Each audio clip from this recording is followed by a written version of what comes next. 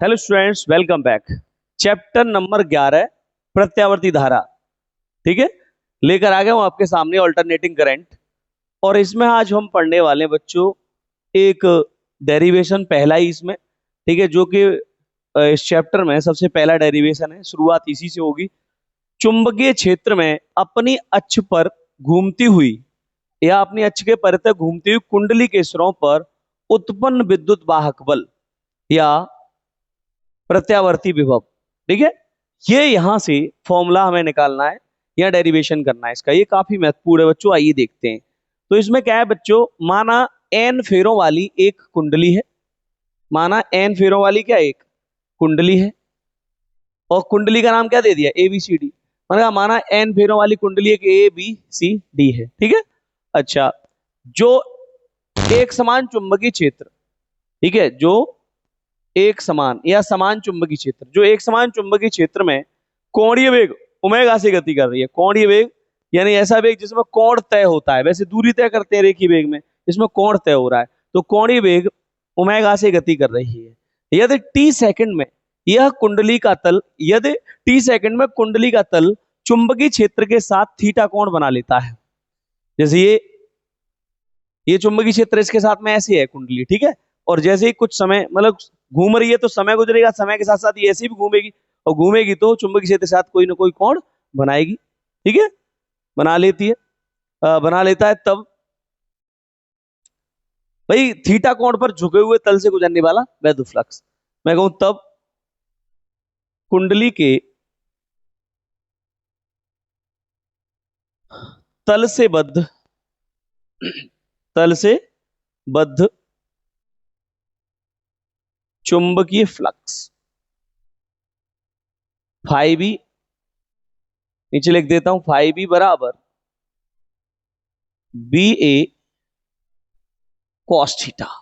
लंबवत होता तो फाइव रहा बी इंटू ए हो जाता, और थीटा कोण पर है तो फाइव रहा बी ए, फाइव रहा बी इंटू ए कॉस थीटा हो जाएगा। बोलिए बच्चों, चूंकि आप जानते हैं कि कोणीय वेग ओमेगा बराबर थीटा अपॉन टी होगा, क्योंकि चाल बराबर दूरी बटे समय, दूरी के पे थीटा तय कोण तय हो रहा है बच्चे बटे समय, तो ओमेगा बराबर थीटा अपॉन टी।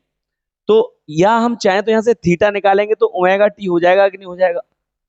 अब थीटा को यहां रख सकते हैं, तो आप लिख सकते हैं नाउ फाइव बी बराबर बी इंटू ए कॉस ओमेगा टी।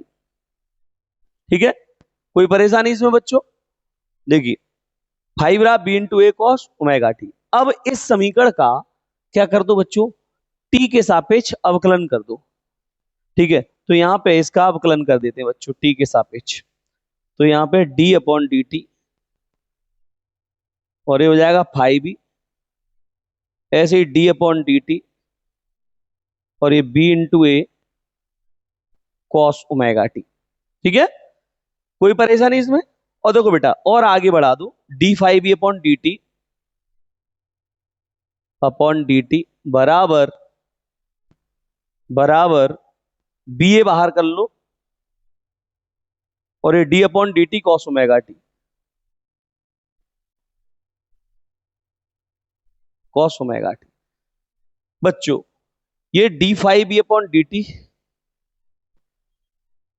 बराबर, समझ आ रहा होगा उम्मीद करता हूं। ठीक है बेटा, अगर अच्छा लगे तो कमेंट और लाइक जरूर कर दिया करो। तो बी इंटू ए,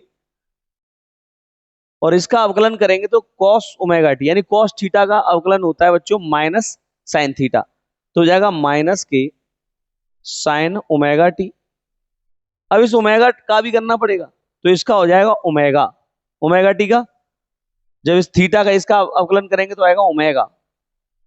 ठीक है, तो इसे हम ऐसे लिख सकते हैं कि D five B upon D T बराबर minus B into A into omega और साइन ओमेगा टी। इसे बना दो समीकरण नंबर फर्स्ट, समीकरण नंबर फर्स्ट बना दो। अब बच्चों, अब आप विद्युत चुंबकीय प्रेरण संबंधी फैराडे का पहला नियम जानते हैं। फैराडे के प्रथम नियम से, फैराडे के प्रथम नियम से। और फैराडे का नियम क्या कह रहा है भाई, ये देख लो भाई। फैराडे का नियम क्या कहता है? फैराडे का नियम E बराबर माइनस के N D five B upon D T. बोलो। अब D five B upon D T ये भी है और ये भी है। समीकरण फर्स्ट से D five B upon D T का मान यहां रख दो। समीकरण फर्स्ट से मान रखने पर, मान रख दो भाई। तो मान रखोगे तो E बराबर बेटा, E बराबर माइनस का जो n है ये माइनस n और d five B upon D t, d five B upon D t की जगह पे माइनस के B a omega sine omega t. तो माइनस माइनस प्लस हो जाएंगे ये, और B a omega sine omega T,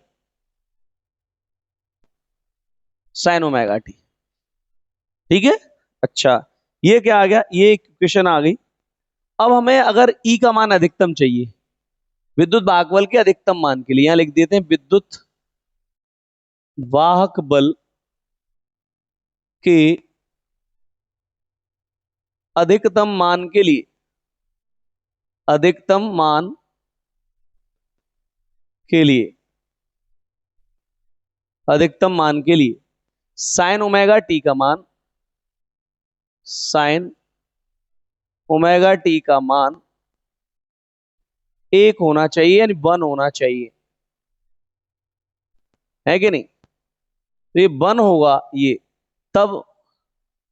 अब ये अधिकतम मान को हम ई नॉट लिख देते हैं। ई नॉट बराबर एन बी ए ओमेगा।